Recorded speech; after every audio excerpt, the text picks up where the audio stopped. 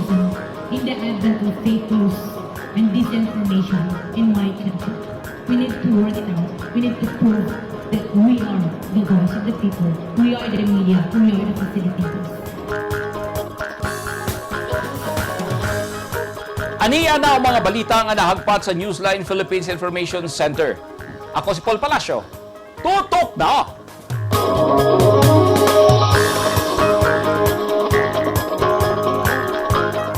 Sa mga headlines, kapin 2,000 ka mga pulis sa Davao i-deploy sa adlaw sa inauguration ni Vice President-elect Sara Duterte Carpio. O 5 ka miyembro sa bandidong Abu Sayyaf, may surrender.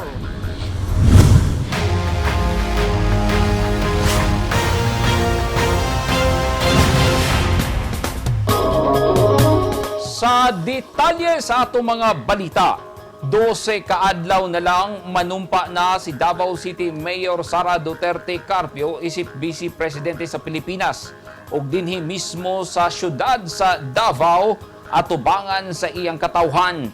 Si Vice President-elect Duterte Carpio ang pinakaunang Vice Presidente sa nasod nga manumpa sa iyang iutang na tawhan. Sa Hunyo 19, gitakdang iyang inaugurasyon. Unsa na ba ang pagpangandam sa seguridad nga gihimo sa kapulisan? Ani ang report ni Eugene Hinutan. Andam na ang 2,500 ka miyembro sa Philippine National Police alang sa inaugurasyon ni Davao City Mayor Sara Duterte Carpio nga manumpa isip Vice Presidente sa nasud karong Hunyo 9, 2022 sa San Pedro Square ning Dakbayan.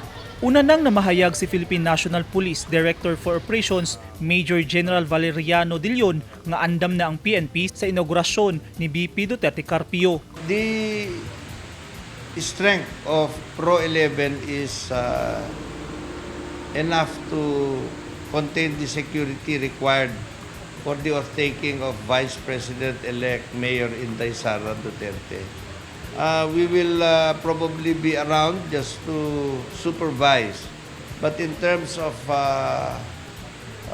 strength or forces to be augmented from the national headquarters will be not considered at the moment. But we will be providing everything from traffic to intelligence to presence of our forces. We are preparing around 2,500 yung rough estimate na mag-cover sa security coverage sa inauguration ma'am, no? And kagahapon ang Police Regional Office 11 has gave us around 500 mga personnel na ma-augment diri sa ato ang syudad, no, for the event. So yung rough estimate namin ngayon as of today is 2,500 yung ma-provide natin for exclusively for the event. Gisaysay ni Gaspan nga nagsigin na og meeting ang mga miyembro sa security cluster sa Davao City aron maplastar ang mga gikinahanglan atol sa inaugurasyon. Matud sa PNP headquarters, dili na tugutan nga makaduol sa venue ang mga illegal nga rallyista. So far wala pa man tayo na monitor, no, na nag-apply og permit nga mag-rally. But Davao City Police Office appeal na, no, sa amuang gipangandaman, no, in case adunay mag-rally. We have enough personnel also na mo facilitate sa mga rallyista. And knowing Davao City, no, speaking out of experience, sa mga na naman dito, hindi naman gano'n din ka, na violent or ka harmful, no. Discipline naman sila. So, siguro dili kayo ta maglisodana na mga analista sa pag-confront sa ila because sa mga previous na to, mga nasinati, ma-control naman nato. Giklaro ni Gaspan nga andam na ang tanan ug kung duna may magprotesta ato sa inaugurasyon, kabalo ang kapulisan kung say ilang angayang himuon o naglaom usab sila nga ang mga magprotesta magpabiling kalmado sama sa nahitabo sa milabayng mga katuigan. Eugene Hinutan, Newsline Philippines, Davao Region. Stay safe. 5 5 ka mga miyembro sa bandidong Abu Sayyaf ang misurrender sa 45th Infantry Battalion sa Philippine Army ilawom sa 1103rd Infantry Brigade ni adtong Hunyo 5. Gitabangan sa mga sundalo sa 45th IB ug sa Municipal Police Station ug local government unit sa Patikul nga mamahimong hapsay ang pagsurrender sa mga kanhing miyembro sa Abu Sayyaf. Giilan ni Lieutenant General Alfredo Rosario Jr., Commander sa West Mincom, ang mga misurrender nga sila Benazir, 24 anyos, miyembro sa Abu Sayyaf, ubos ni Hajan Sawadyaan, Muzrimar Sawadyaan, usa ka Munib, 24 anyos, miyembro sa Basaron Arok ug Radulan sa Heron Group, usa ka Abdurasi, 48 anyos ug usa ka Satari, 33 anyos. Ang mga misurrender nagbitbit og usa ka M16A1 rifle, duha ka M1 Garand rifles ug usa ka caliber 45 pistol. Gipresenta sila sa tubangan mismo ni Major General Ignatius Patrimonio, Commander sa Joint Task Force Sulu, dito sa headquarters sa 45th Infantry Battalion sa Barangay Tugas, Patikol, Sulu. Matod ni General Del Rosario, paspas ang pagsurrender sa mga miyembro sa extremist group tungod kay ilang nakita nga nindot na ang padagan sa panggobyerno ug aduna na sila ipagsalig sa liderato ug tungod usab sa ilang pagmahal sa probinsya sa Sulu. Sa unang-unom ka bulan ni kasamtangang tuig, moabot sa 44 ka mga miyembro sa Abu Sayyaf ang mibalik na sa sabakan sa balaod pinagi sa Task Force Sulu. Matod ni General Del Rosario, samtang nagkaduol na ang adlaw sa pagkanaog ni President Rodrigo Duterte, mas midaghan ang may kumpiyansa nga ang pagpadagan sa nasod nga gihimo ni Duterte magpadayon hinungdan nga misurrender sila. Gipaningkamutan sa Professional Regulations Commissions kon PRC Region 11 nga matrabaho ang backlogs sa application sa mga examinations nga nadilatar tungod sa pandemya. Giawhag sa PRC 11 ang mga aplikante nga bisitahon ang ilang website aron adunay giya o maminusan ang taas nga linya sa mga aplikante sa ilang opisina. Ani ang report ni Eugene Hinutan. Tungod sa pandemya, nadilatar ang mga eksaminasyon, ingon man ang aplikasyon sa Professional Regulation Commission kon PRC Region 11. Sanglit, dunay hugot nga mga restrictions ang gipatuman ug mandato nga kinahanglang sundon aron malikayan ang pagpianap sa COVID-19. Human gipaubos ang pipila ka mga probinsya ug lugar sa Davao Region sa Alert Level 1 status. Gipaningkamutan sa PRC 11 nga maapas ang mga backlogs nga natanggong tungod sa pandemya. Sumala ni Raquel Abrantes, ang Regional Director sa PRC 11, nga sa Setyembre ning tuiga ilan ang ma-update ang nadilatar nga mga backlogs. We already have catered our backlogs, especially our licensure examination for teachers. This is we have our last batch for the LET this coming June 26. So yun na yung aming backlog. So by September, we already updated. 300 hangtod 500 ka mga aplikante ang ginaakomodar sa PRC 11 matag adlaw. We are already on our online appointments, so nako-control na namin yung tao.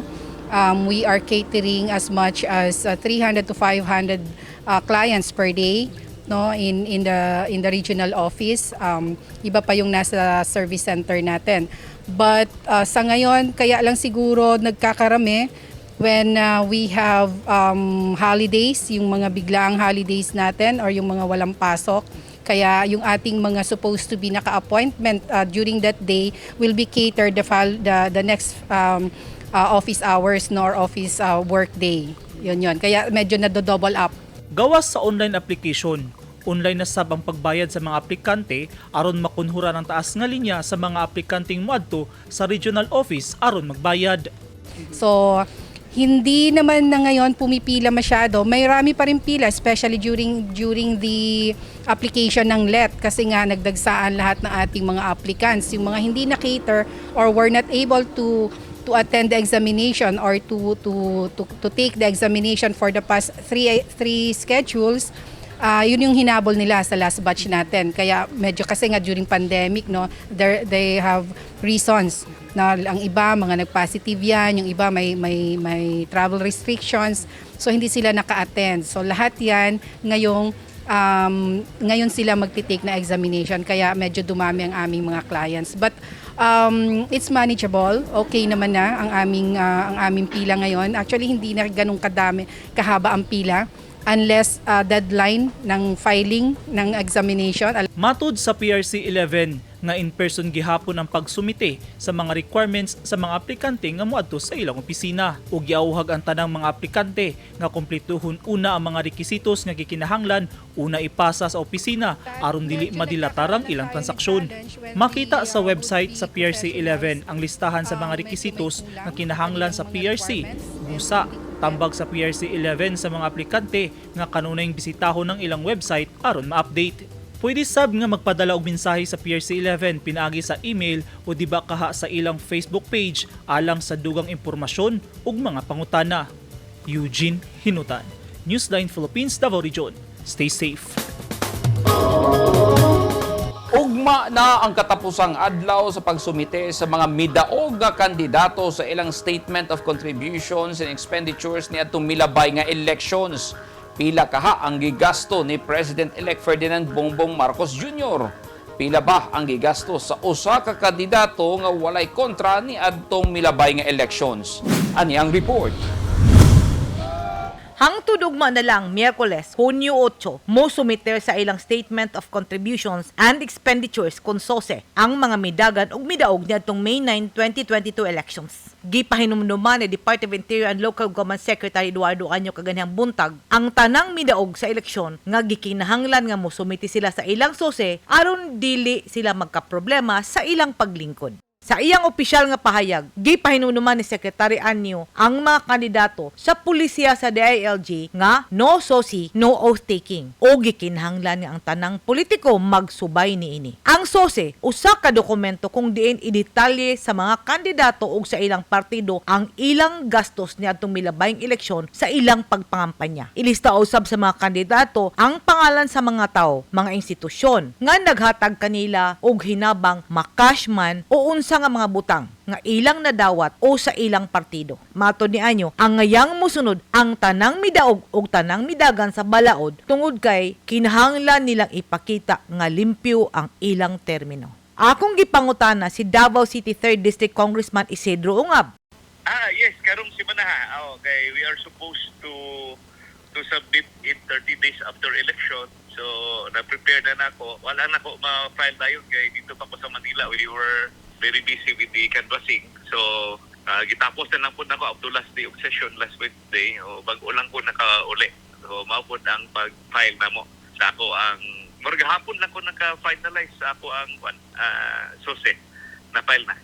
Nakalatid sa Republic Act 7166 kun the Synchronized National and Local Elections and Electoral Reforms Act nga walay opisyal nga makalingkod sa ilang pwesto kung dili sila makasumiter sa ilang SOSI. Nakalatid usab sa balaod, partikular sa Section 14 sa Republic Act 7166 nga ang tanang kandidato ug ang ilang tresorero sa ilang mga political party mo sumiter sulod sa 30 ka adlaw sa ilang gasto didto sa buhatan sa Commission on Elections. Sa talaan sa Department of Interior and Local Government, si Presidential Candidate Ping Lacson pa lang o si Dr. Jose Montemayor ang nakasumite sa ilang SOSI ni adtong milabayng semana. Samtang si President-elect Ferdinand Bongbong Marcos Jr. sa Partido Federal ng Pilipinas nakasumiter kagahapon. Base sa SOSI nga gisumiter ni President-elect Bongbong Marcos Jr., migasto siya og 272 million sa iyang pagpangampanya. Kung 272 million ang gigasto ni President-elect Bongbong Marcos, pila kaha ang gigasto ni Congressman Isidro Ungab? Actually, gamay laman ako nagasto kay considered wala man ko kalaban kay nag-withdraw man tong akong kalaban pag start sa campaign. So, more of kuha na lang ko, gasoline expenses o katong tarpaulins na ko na just to inform my constituents yung nagdagan ko. Pero gamay ra akong ipaprint na tarpaulins o katong gasoline na ko. More or less to 50,000 siguro akong i-declare. Kay mi gasto man ang mga politiko na itong milabayng eleksyon, natural lang siguro nga ilang i-report pila og asa gikan ang ilang kwarta aron ipakita sa katawhan nga matinud-anon sila sa ilahang pagtuman sa balaod. Masabtan nga gamay lang ang gasto ni Congressman Ungab kay wala man siya kalaban sa iyang pagdagan. Ang kolba hinam ug angayang mahibawan sa katawhan pila kaha ang gigasto sa mga kandidato nga nanghatag og tag 500 hangtod 3,000 pesos sa ilang pagpamalit og boto. Ang pangutana, musulti kaha katong mga namalit og boto kung pila ang ilang tinuod nga gigasto. Edith Kaduayan, News 10 Philippines. Stay safe! At tangi! Tribong Atamanobo sa Kapalong Davao del Norte gihatagan og portable water filtration. Og medical ug dental mission gidala sa mga sundalo sa 89th IB sa usa ka lugar sa Panabo City. Naging mapaghamon ng taong 2020 sa bawat Pilipino at sa Philippine Charity Sweepstakes Office. Nakapanlulumo at nakapanghihina, ngunit hindi tayo kapwa susuko. Mula noon, ngayon, at sa hinaharap, asahang makakasama ninyo ang PCSO sa pagbangon ng Pilipino sa anumang pagsubok. We will get through this crisis as one nation. Sa PCSO. Ang mga taong dunay mga ginahambin nga mga grabing mga balatian o comorbidity, hilabi na ang mga senior citizen, sila ang mas delikado nga maigo sa coronavirus disease COVID-19. Busa dubling pag-amping ang himuon og tambali ang mga ginahambin nga mga sakit. Ang pagtumar sa Bilonga Gold Herbal Capsule is a food supplement makatabang aron mapunggan nga musamot ang mga balatian. Turmeric uluyang dilaw ang nagunang sagol sa Bilonga Gold. Gisagulan og sodium ascorbate o vitamin C aron mas mulig-on ang immune system. Ang Bilonga Gold Herbal Capsule mapalit sa mga butika.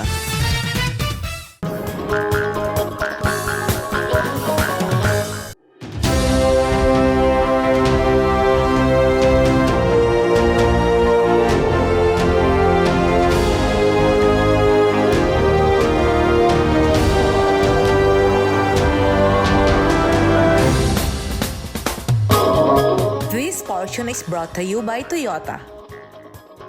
This portion is brought to you by Rizal Memorial Colleges. This portion is brought to you by Double Light and Power Company.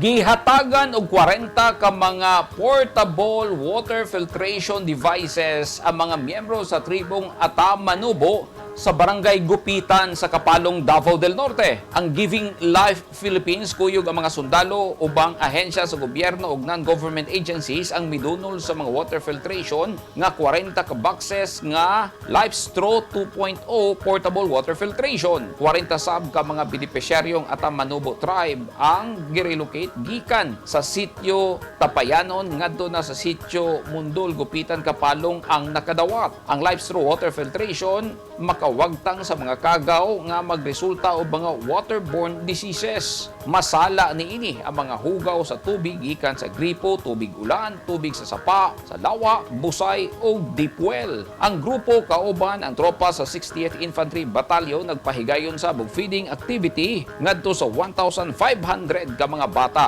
Matod ni Dato Bansing Balanban, ang tribal leader sa sitio Mundol, nabati na gyud nila ang presensya sa gobyerno nga andam mutabang sa mga miyembro sa tribo. Gipasigarbo sa Lyceum of the Philippines kud LPU Davao ang ilang state-of-the-art nga mga pasilidad nga naa sa sulod sa mga laboratories sulod mismo sa eskwelahan nga ilang giinagurahan. Ang LPU Davao natukod sa 17.5 hectares nga luna sa kilometer 11 sa Davao City nga nagsugod na sa ilang limited face-to-face classes. Ani ang report ni Eugene Hinutan. Pasado alas 9 kaganyang buntag, gihimo ang inaugurasyon ug blessing ceremony sa Lyceum of the Philippines kun LPU Davao nga nahimutang sa kilometer 11 CP Garcia Highway sa Davao City. Apil sa ginaugurahan ng International Culinary Laboratories ug mga opisina nga makita ang mga modernong gamit. Sama sa College of Health and Sciences Laboratory, College of International Tourism and Hospitality Management Laboratories. Gipangunahan ni LPU Vice President Felipe Balingit Jr. o Professional Regulation Commission kon PRC Region 11 Director Raquel Abrantes ang ribbon cutting. Makita sab sa seremonya ang presensya sa ubang opisyal sa LPU Davao, mga magtutudlo ug pipila sa ilang mga estudyante. Ang LPU Davao dunay duha ka 5 stories nga nag-atbang nga mga buildings nga gitukod sa 17.5 hectares nga luna nga iya sa LPU Davao diin ang 8 ka hektarya niini ang gitukuran sa eskwelahan. Dunay junior college kon senior high school ug kolehiyo ang eskwelahan. Sumala ni LPU Davao Vice President Balingit Jr. Dunay 14 ka college programs ang LPU Davao ug duna sab mga bagong kurso nga gihanyag. Trimestral ang LPU Davao. We just opened our LPU Davao Air Academy, and we have 2 programs opening soon. In fact, one is going to start this month. That is the drone flight in training program. It's the first here in Southern Mindanao. In fact, I believe we are the only school offering that in southern. In fact, we have enrollees coming all the way from Cebu. They are coming over to Davao to enroll in the drone flight, training. And then in August, we are offering the cabin crew training program for aspiring flight attendants. We are actually building a first-class airline cabin simulator. And so those are the 2 initial programs of the LPU Air Academy. Next year, we are going to offer 3 degree programs under the Air Academy. Aircraft maintenance technology, aeronautical engineering, and airline management. Sa karon dunay kapin 800 ka estudyante ang eskwelahan sukad kini giablihan nitong Agosto 2019. Sama sa ubang eskwelahan, giagi sab sa online delivery nga klase sa pagtuon ang pagtudlo sa mga estudyante. Sanglit dunay mandato nga ginadili ang pagpahigayon og face-to-face classes nga pagtuon tungod sa pandemya. In March of 2020, we had the pandemic. So we were forced to lock down the school, closed. That was during our first academic year, no? But we were able to adjust because we were already practicing online delivery, no? So it was some call it seamless in transition from face-to-face to online. We were actually very well prepared for that. Human gipelawom sa Alert Level 1 status sang Davao City, subli na sab nga nagpahigayon og balik og limited face-to-face classes ang LPU Davao. Istriktong gipatuman sa eskwelahan ang health protocols, gawas usulod man sa campus. Sa entrance pa lang, doon na makitang thermal scanner aron ma-check sa mga gwardya ang temperatura sa tanang musulod sa eskwelahan ug doon na sab gimontar nga isolation room duol sa entrance. 5,000 ka mga estudyante ang kapasidad sa nisgutang eskwelahan. Matod ni Balingit Jr. nga gawa sa modernong mga gamit, dako ang matabang sa mga laboratorio, inguman ang pasilidad sa ilang mga estudyante aron mapalambo ang ilang abilidad ug kahibalo, sanglit gibarugan sa LPU ang gipasigarbong Culture of Excellence. Gilauman sa eskwelahan nga sa mosunod nga mga academic year, madugangan pa ang ihap sa ilang mga enrollees. Eugene Hinutan, Newsline Philippines, Davao Region. Stay safe. Gisiguro sa mga sundalo sa 89th IB, ilaom sa 1003rd Brigade sa Philippine Army nga makasustener ang ilang pagtabang sa mga residente sa usa ka hilit nga barangay sa Panabo City, Davao del Norte. Nakigtambayayong sila sa mga civic organization o mga stakeholders aron mamintina ang insurgency-free nga lugar sa probinsya. Ani ang report ni Norin Michelle Igonia.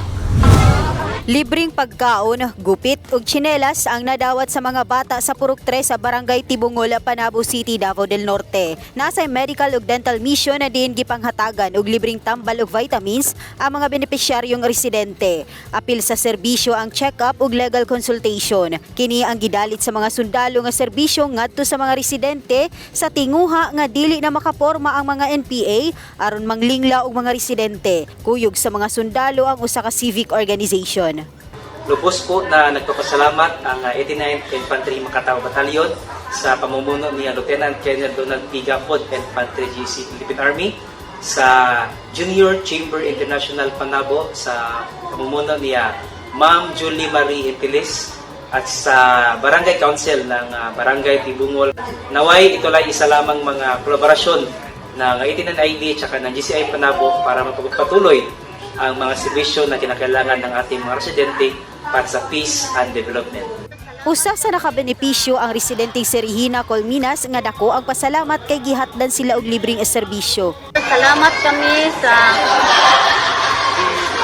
niabot nga tabang diri kanamo, labi na sa gupit, pag-medical o sa kanang gidala nila diri nga makaabil kami. Daghan kay salamat.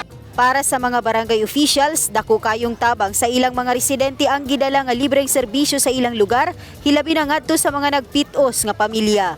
Kayong salamat o kasi natin namo nga karon ani nahitabo no sa amo ang barangay sa sundalo na ginisip o medical mission, feeding program na miabot jud sa mga barangay. So daghan kayong salamat sa 89ID headed by Sir Donald P. Gapod, Battalion Commander of 89ID. Thank you and good morning. Himuon sa mga sundalo ang susamang aktibidad sa ubang lugar nga sakop sa 1003rd Brigade sa Philippine Army aron magpabiling insurgency-free ang ilang area of operation. Nurin Michelle Igonia, Newsline Philippines, Davao Region. Stay safe.